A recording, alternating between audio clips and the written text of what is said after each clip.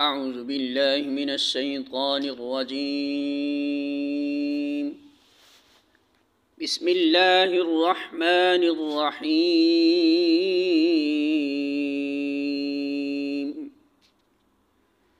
ورسولا إلى بني إسرائيل أني قد جئتكم بآية من ربكم أني أخلق لكم من الطين كهيئة الطير فأنفخ فيه فيكون طيرا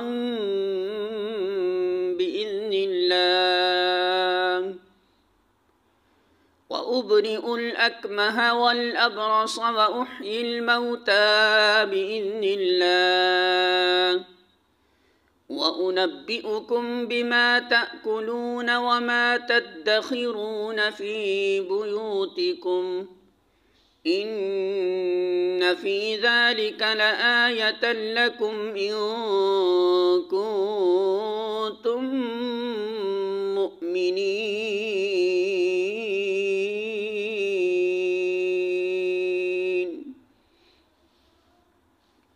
سورہ آل عمران آیت نمبر 49.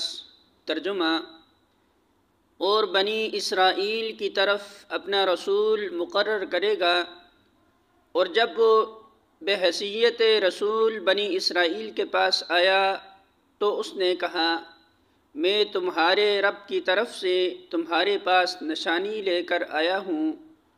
میں تمہارے سامنے مٹی سے پرندے کی صورت ایک مجسمہ بناتا ہوں اور اس میں پھونک مارتا ہوں. وہ اللہ کے حکم سے پرندہ بن جاتا ہے. میں اللہ کے حکم سے مادر ذات اندھے اور کوڑی کو اچھی کرتا ہوں اور مردے کو زندہ کرتا ہوں.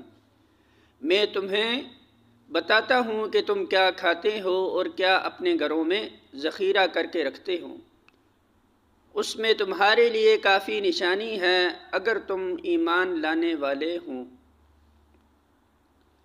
سورہ آل عمران حاشیہ نمبر 45.